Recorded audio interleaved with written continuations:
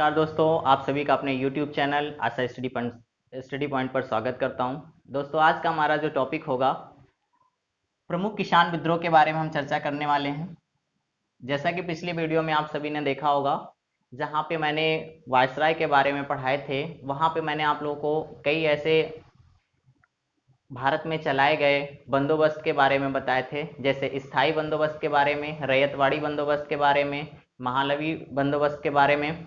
तो इस तरीके से जो भी हमारे पास बंदोबस्त चलाए गए थे ब्रिटिश वायसराय के द्वारा, उसमें ये होता था कि जैसे किसानों को भूमि पर कार्य करने के लिए या तो कुछ समय के लिए भूमि दी जाती थी, या तो फिर किसान अपने स्वयं भूमि पर जो भी कार्य करता था उस पर वो लगान निश्चित करते थे, या फिर उन किसानों को फसलों के करने के साथ साथ जो ब्रिटिश को आवश्यकता होती थी, जैसे नील की खेती वगैरह करने के लिए, उनको प्रतिबंध किया जाता था कि आप इतने भूभाग पर इतनी नील की खेती करेंगे, बाकी और खेती करेंगे। तो इस तरीके से कहीं ना कहीं किसानों का क्या होता था, जो एक बहुत बड़ा इनकम का स्रोत होता था, उस पर वो प्रभावित होता था। और ये प्रभावित होने के कारण ही किसानों का समय समय पे जो आंदोलन किया गया था वही किसान विद्रोह के नाम से जाना जाता है। शुरुआती दौर पर अगर हम बात करें तो भारत शुरू से एक कृषि प्रधान देश रहा है, और भारत में अगर आर्थिक स्थिति की बात करें इनकम की, तो कृषि से आज भी बहुत बड़ा इनकम भारत का माना जाता है। जब ब्रिटिश यहाँ पे भारत में आए, जैसा कि मैंने पुर्तगालियों के आगमन में आप सभी को बताया था, तो इनका मेन उद्देश्य केवल था यहाँ व्यापार करने का। लेकिन जब इन्होंने देखा यहाँ की सत्ता और यहाँ का धन या यह संपत्ति, तो इनके अंदर एक विचार आया कि कहीं ना कहीं अगर हम अपना धीरे धीरे प्रशासनिक अधिकार भी यहाँ पे कर लें, तो यहाँ से बहुत सारा धन संपदा इकट्ठी कर सकते हैं और हम इन पर अधिकार कर सकते हैं। तो जैसा कि पिछले वीडियो में आपने देखे होंगे, शुरुआत से सारे वीडियो तो मैं चर्चा कर चुका था उसमें, कि अगर हम बात करें अंग्रेजों का मुख्य रूप से भारत में, तो 1757 प्लासी के युद्ध से इन्होंने बंगाल प्रेसिडेंसी से भारत में कार्य करना शुरू किया था। यानी व्यापारिक की दृष्टि छोड़कर इन्होंने क्या किया, प्रशासन की दृष्टि से कार्य करना शुरू किया। तो पहला जो विद्रोह दोस्तों होता है वो हमारा बंगाल से ही शुरू होता है किसानों के द्वारा।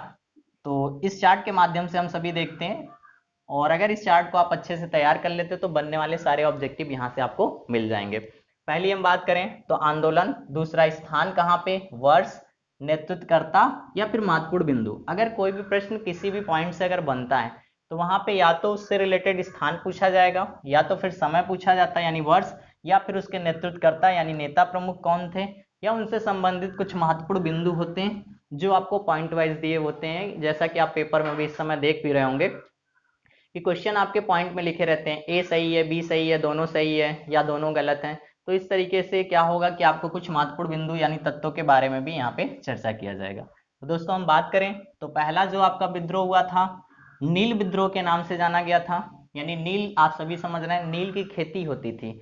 नील की खेती में ये होता है कि जैसे कपड़ों को रंग देने के लिए नील की आवश्यकता पड़ती है, और नील एक ऐसी खेती मानी जाती है जो काफी उपजाऊ मिट्टी को नष्ट कर देती है। यानी इसकी जड़ें काफी अंदर तक जाती हैं और पानी का बहुत ज्यादा इनको आवश्यकता होती है। तो कुछ दिन बाद क्या होता है, ऐसे कंडीशन में वो खेत उपजाऊ के बजाय बंजर होना शुरू हो जाता है, और इस तरीके से जो भी खेती थी वो ब्रिटिश जबरदस्ती करवाता था, क्योंकि उनको आवश्यकता होती थी इन सब चीजों को। इसी को लेकर क्या होता है, किसानों के द्वारा विद्रोह किया जाता है, या फिर उसमें लगान जो लगा देते हैं बहुत ज्यादा, तो उसको रोकने के लिए। तो ये सारे मूल बिंदु बनते हैं हमारे, जो विद्रोह का कारण बनते हैं किसानों के समक्ष।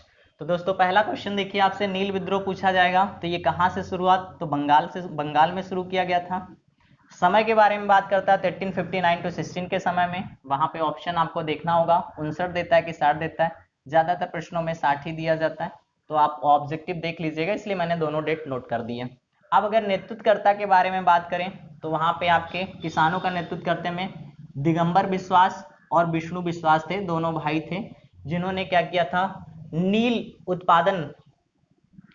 उत्पादकों के द्वारा किया गया यह विद्रोह था, जिसमें मुख्य रूप से अगर हम बात करें तो इस पे प्रकाश डालने वाले में आपके हिंदू पैट्रियाट के संपादक हरीश चंद्र मुखर्जी जी का नाम आता है, जो उन्होंने उस समय किसानों की दशा के बारे में वर्णन किया या उनका साथ दिया, या उनके ऊपर किए गए अत्याचारों को पब्लिश किया, दिखाया। दूसरा दोस्तों, कभी कभी क्वेश्चन पूछ लेता है, कहा जाता है नील विद्रोह का मुख्य रूप से किस नाटक में वर्णन किया गया है? तो नील दर्पण के नाम से ही नाटक में वर्णन किया गया था। किसके द्वारा लिखा गया है? तो दीनबंधु मित्र के द्वारा। कई बार यहाँ से ऑब्जेक्टिव आपने देखा होगा, क्वेश्चन पूछ लेता है नील दर्पण किसके द्वारा लिखा गया नाटक है, तो ये दीनबंधु के द्वारा। और नील दर्पण किससे रिलेटेड है?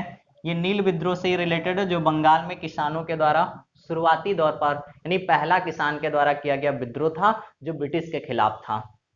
नेक्स्ट दोस्तों चर्चा करते हैं पावना विद्रोह। पावना विद्रोह भी बंगाल से ही शुरू हुआ था। जैसा कि मैंने आप सभी को पिछली बार भी बताया था कि सबसे पहले जो अधिकार क्षेत्र था वो बंगाल के क्षेत्रों से ब्रिटिश ने किया था। तो इसका समय रहा 1873 तो 76 तक रहा। इसमें मुख्य रूप से भूमिका जो निभाई थी ईशान चंद्र राव ने और शंभू पाल ने निभाई थी। तो ये भी आपको याद रखना होगा, नेतृत्वकर्ता भी पूछा जाता है। मुख्य रूप से यहाँ पे अगर बात करें तो लगान वृद्धि के विरोध में लेकर। अब होता क्या था, जैसे मान लीजिए अगर उपज अच्छी हुई तो किसानों को लगान देने में कोई आपत्ति नहीं होती थी, लेकिन फसल नष्ट हो जाती थी या किसी कारण बस अकाल हो गया या सूखा पड़ गया या फसल का उत्पादन में लागत नहीं लगी, कीड़े लग गए, इस तरीके से बहुत सारी समस्या जब आ जाती थी। लेकिन इनका सिस्टम क्या होता था कि अगर आपका नेक्स्ट ईयर इतना बढ़ना है तो वो परसेंटेज बढ़ाते थे किसान के ऊपर ब्रिटिश। और इसी को रोकने के लिए किसानों का कहना था कि हम उपज पर वृद्धि तभी दे सकते हैं जब हमारी क्या होगी, उत्पादन ज्यादा होगी या हमारी बचत होगी। तो इसको लेकर विद्रोह किया गया था। तो यहाँ याद रखना है आपको, पावना विद्रोह किसके लिए हुआ था? लगान वृद्धि को लेकर। इसमें मुख्य रूप से हमारे जो बाद में शामिल हुए थे बंकिम चंद्र चट्टोपाध्याय और आरसी दत्त ने भी इस आंदोलन में भाग लिया था। नेक्स्ट दोस्तों चर्चा करें हम चंपारण। चंपारण बहुत ही इंपॉर्टेंट है, कई बार इंपॉर्टेंट तो सभी हैं बट चंपारण सत्याग्रह इस वजह से इंपॉर्टेंट है क्योंकि 1885 से 1947 के मध्य में जब हम चर्चा करेंगे तो वहाँ चंपारण है, खेरा है, बारदौली सत्याग्रह है, ये सब काफी फेमस सत्याग्रह हैं। तो इसमें हम बात करें दोस्तों चंपारण सत्याग्रह कहाँ से शुरू हुआ, तो बिहार के द्वारा शुरू किया गया था। कब किया गया था? 1917 में शुरू हुआ था। और इसका नेतृत्व किसने किया था? तो महात्मा गांधी जी ने किया था। 3 कठिया नील प्रणाली को लेकर यह विद्रोह किया गया था। अब यहाँ पे समझ लीजिए दोस्तों 3 कठिया या नील कठिया क्या होता था।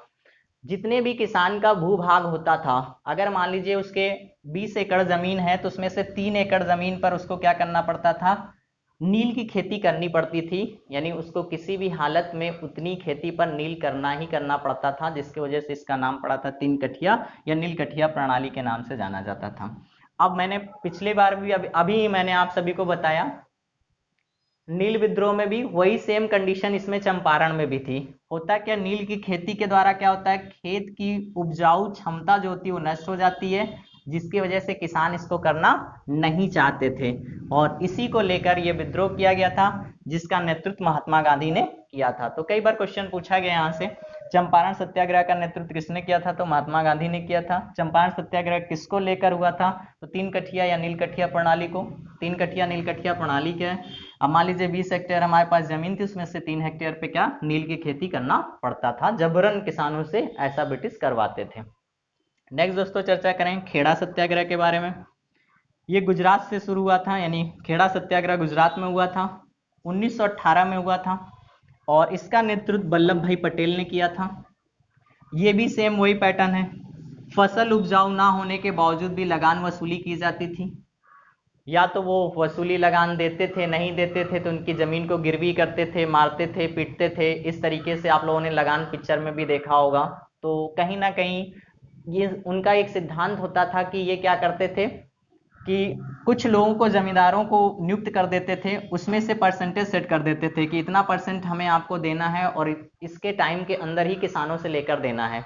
तो इस तरीके से वो शोषण करके किसानों का या उनकी संपत्ति को लूट कर अधिकार करके बहुत सारी चीजें थी जो कहीं ना कहीं किसानों के विद्रोह का कारण बनी थी। तो यहाँ पे केवल याद रखना आपको दोस्तों कि खेड़ा सत्याग्रह किस वजह से हुआ था, फसल उपज ना होने के बावजूद भी लगान में वृद्धि वसूली को लेकर किया गया था, जिसका नेतृत्व किसने किया था, वल्लभ भाई पटेल ने किया था। समय पूछा जाएगा तो 1918 हो जाएगा। कहां से, तो गुजरात से। नेक्स्ट दोस्तों चर्चा करते हैं मोपला विद्रोह। केरल के मालाबार तट से किया गया था। यह विद्रोह जो था वो वहाँ के काश्तकारों और किसानों के मध्य में हुआ था, जमींदारों के मध्य में हुआ था। तो इसमें अगर मुख्य रूप से बात करें तो 1921 में हुआ था। अली मुस्लियार जो मालाबार तट पे रहने वाले मुसलमान थे, और दूसरी तरफ हिंदू जमींदार जो थे, उसमें खेती को लेकर यानी उस भूभाग पे उपज को लेकर ये विद्रोह हुआ था। मुस्लिम किसानों यानी काश्तकारों तथा हिंदू जमींदारों के मध्य में विवाद हुआ था।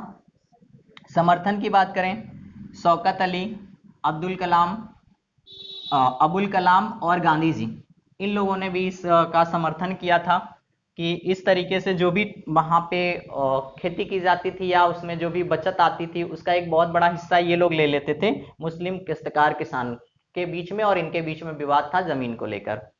तो यहाँ पे ये याद रखना होगा आपको। नेक्स्ट दोस्तों हम बात करें एका, ये उत्तर प्रदेश से संबंधित किसान विद्रोह था। इसके बारे में बात करें 1921 से 22 के मध्य में हुआ था। नेता के बारे में बात करें, मदारी पाशी जो नेतृत्व किया था इन्होंने।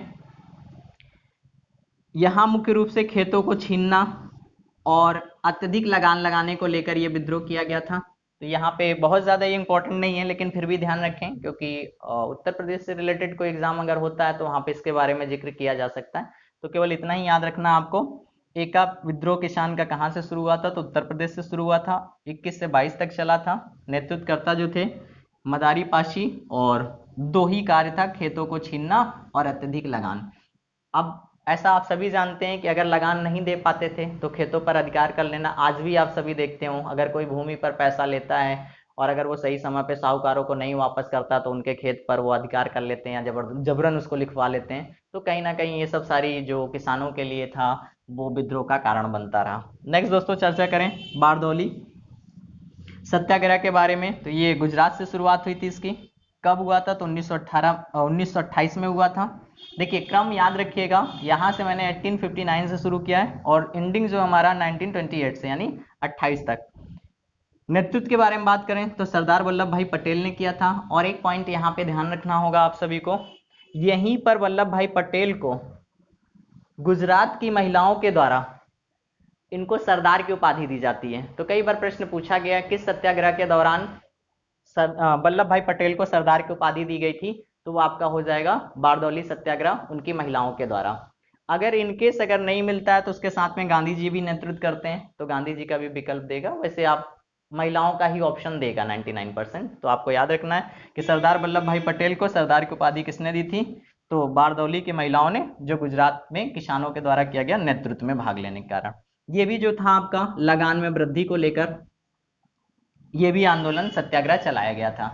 तो दोस्तों उम्मीद करते हैं कि ये सारे ही आपको इंपॉर्टेंट हैं और इनको आप 1 से 2 बार अगर वीडियो में देखते हैं तो तैयार हो जाएगा। याद क्या करना है केवल आपको, विद्रोह कहाँ पे हुआ था, समय, ये 3 चीजें तो आपको विशेष याद रखना है। नेतृत्वकर्ता में जो इंपॉर्टेंट है, जैसे सरदार वल्लभ भाई पटेल जी हैं, यहाँ पे आपके सरदार वल्लभ भाई पटेल हैं, महात्मा गांधी हैं। तो इन लोगों से रिलेटेड, क्योंकि कहीं ना कहीं बात करें तो राष्ट्रीय आंदोलन में इनकी मुख्य भूमिका रही है।